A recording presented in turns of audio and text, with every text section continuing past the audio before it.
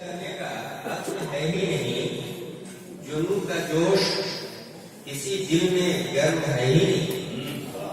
और ये खासतौर पे हर एक शख्स है कागज का पैरान पहने, कागज का पैरान पहने।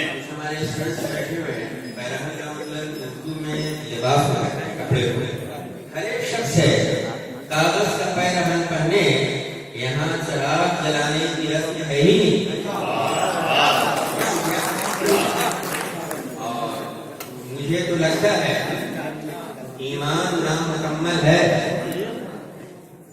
मुझे तो लगता है ईमान नामुकम्मल है। हुजूर आपकी आंखों में शर्म है ही नहीं,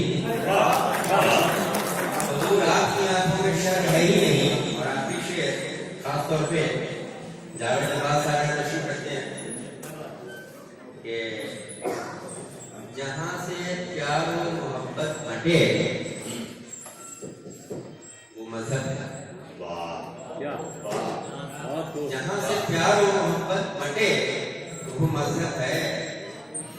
जो नफरतों को हवा दे वो धर्म है ही नहीं।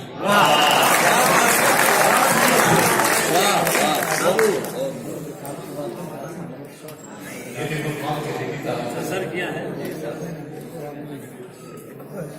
ये जानना क्या